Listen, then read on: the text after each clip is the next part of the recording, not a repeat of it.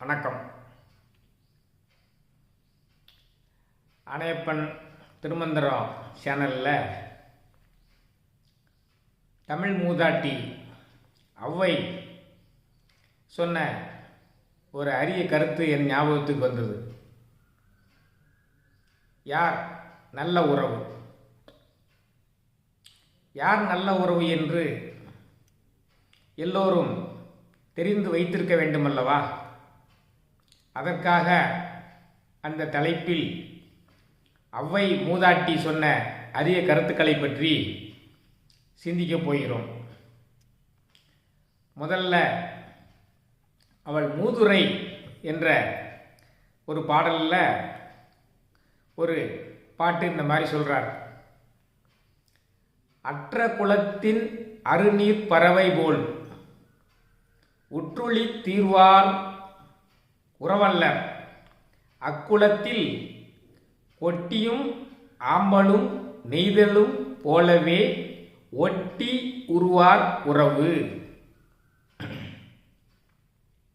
இதான் அந்த பாடல், மூதுரையில் உள்ள பாடல்.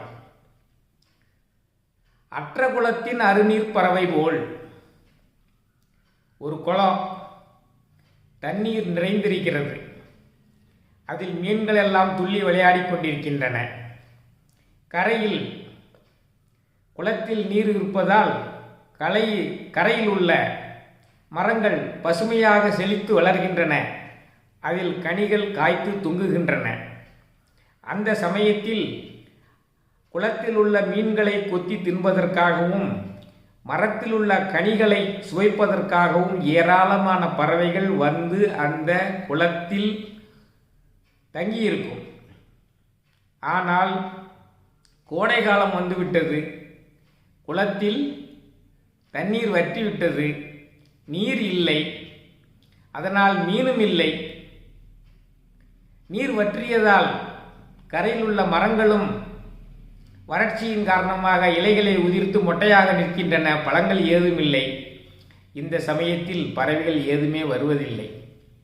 ஆனால் அந்த குளத்தை கவனித்து பார்த்தால் அந்த குளத்தின் தரையோடு தரையாக கரையோடு கரையாக கொட்டியும் ஆம்பலும் நெய்தலும் உயிரை பிடித்து கொண்டு குளத்திலேயே தங்கியிருக்கும். பழையபடி நீர் வந்தவுடன் துளிர்விட ஆரம்பித்துவிடும். அப்போ ஒரு உறவு எப்படி இருக்க வேண்டும்? குளத்தில் நீர் வற்றியவுடன் ஓடிப்போகின்ற பறவைகள் மாதிரி இருக்காமல், அந்த குளத்திலேயே தண்ணீர் இல்லாத காலத்திலும் உயிரை பிடித்து கொண்டு நிற்கிறதே கொட்டியும் ஆம்பலும் நெய்தலும், அப்படி இருக்க வேண்டும் உறவு என்கிறார் ஔவை பிராட்டி. அற்ற குலத்தின் அருநீர் பறவை போல் உற்றுளி தீர்வார் உறவல்லர், அக்குளத்தில் கொட்டியும் ஆம்பலும் நெய்தலும் போலவே ஒட்டி உருவார் உறவு. எப்படி இருக்க வேண்டும் நல்ல உறவு என்பதற்கு உரிய பாடல் இது. இதைத்தான் கண்ணதாசன் ஒரு பாட்டில் எளிமையாக சொல்லியிருக்கார். வாழும் நாளிலே கூட்டம் கூட்டமாய் வந்து சேர்கிறார் பாரடா, கை வறண்ட வீட்டிலே உடைந்த பானையை மதித்து வந்தவர் யாரடா, மதித்து வந்தவர் யாரடா. அண்ணன் என்னடா தம்பி என்னடா, அவசரமான உலகத்திலே ஆசை கொள்வதில் அர்த்தம் என்னடா, காசில்லாதவன் குடும்பத்திலே. குளத்தில் தண்ணி இருக்கும் பொழுது பறவைகள்லாம் வர்றது மாதிரி கையில் காசு இருக்கும்போது சொந்தக்காரங்கள்லாம் வருவாங்க, காசு போனவுடனே சொந்தக்காரங்கள்லாம் போயிடுவாங்க. ஆனால் ஒரு சிலர் மட்டுமே உறவாடி கொண்டு தொடர்ந்து இருப்பார்கள், கொட்டியும் ஆம்பலும் நெய்தலும் போலவே. அவர்கள்தான் நல்ல உறவு என்று ஔவை பிராட்டி சொல்கிறார். அதே மாதிரி நல்வழியிலையும் ஒரு பாட்டு வச்சிருக்காரு ஔவை பிராட்டி. இந்த ஔவையினுடைய கருத்துக்களையும் வள்ளுவரனுடைய கருத்துக்களையும் தினந்தோறும் நம் ஞாபகத்தில் வைத்துக் கொண்டு இருக்க வேண்டும். மரம் பழுத்தால் வௌவாலை வாவென்று கூவி இறந்தழைப்பார் யாவரும் அங்கில்லை.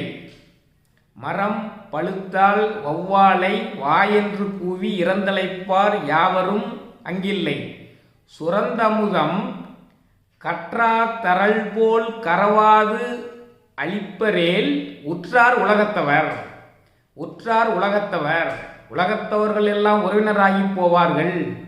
எப்பொழுது கன்றை ஈன்றிருக்கின்ற பசுவானது அந்த கன்றுக்குட்டிக்கும் அமுதளித்து மிச்சம்பாலை உலகத்தில் உள்ளவர்களுக்கெல்லாம் குடிக்கிறது.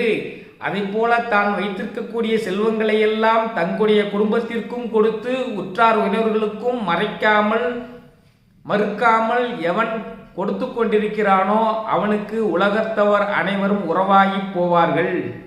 அது எதை போல, ஒரு மரம் பழுத்து கிடக்குதுன்னா ஒவ்வாள் தானாக வந்து அந்த பழத்தை திங்கும். யாருமே மரம் பழுத்திருக்கு வாங்க வாங்கன்னு சொல்லி கூப்பிட வேண்டிய அவசியம் இல்லை. அதே போல் ஒருத்தன் கொடுக்கக்கூடியவனாக இருந்தாச்சுன்னா வாங்க வாங்கன்னு யாரும் கூப்பிட வேண்டிய அவசியம் இல்லை. கொடுக்கக்கூடியவர்களை பார்த்து வாங்கக்கூடியவர்கள் தாமாக வந்து சேர்வார்கள். அப்படி கொடுக்கக்கூடியவர்கள் தான் உலகத்தோர் அனைவருக்குமே உறவாகி போவார்கள். அதுவும் நல்ல உறவு. இப்போ நல்ல உறவுங்கிறதுல 2 பாட்டு அவங்க சொல்கிறாரு. மூதுரையில் ஒரு பாட்டு, நல்வழியில் ஒரு பாட்டு. மரம் பழுத்தால் ஒவ்வாளை வாயென்று கூவி இறந்தழைப்பார் யாவரும் அங்கில்லை, சுரந்தமுதம் கற்றா தரல் போல் கரவாது அளிப்பரில் உற்றார் உலகத்தவர். இதை இந்த 2 பாட்டை வைத்துக்கொண்டு தான் யார் நல்ல உறவு என்பதை முடிவு செய்து கொள்ள வேண்டும். புரிகிறதா? யார் நல்ல உறவு? குளத்தில் தண்ணி இல்லாத போதும் குளத்திலேயே ஒட்டி கொண்டிருக்கிறதே கொட்டியும் மாம்பழும் நெய்தலும் போல, அதே போல வறுமையுற்ற காலத்திலும் நம்முடன் யார் கூடிக்கொண்டிருக்கிறார்களோ அவர்கள்தான் நல்ல உறவு. முதலாவது. அதன் பின்னர் தான் வைத்திருக்கக்கூடிய செல்வத்தை எல்லாம் மறைக்காமல் மறுக்காமல் யார் கொடுத்து கொண்டிருக்கிறானோ அவன் உலகத்தவருக்கு எல்லாம் உறவாகி போவான். இதை போல கன்றை ஈன்ற பசுவானது கன்றுக்கும் அமுதளித்து உலகத்தோருக்கும் அமுதளிப்பதை போல கொடுத்து கொண்டிருப்பவன் தான் உலகத்துக்கு அனைவருக்கும் உறவாகி போவார்கள். அவர்களுக்கு விலாசம் தேவையில்லை, அவர்களை தேடியே மற்றவர்கள் வருவார்கள். உலகத்தவர் அனைவருக்குமே அவர்கள் உறவாகி போய்விடுவார்கள்.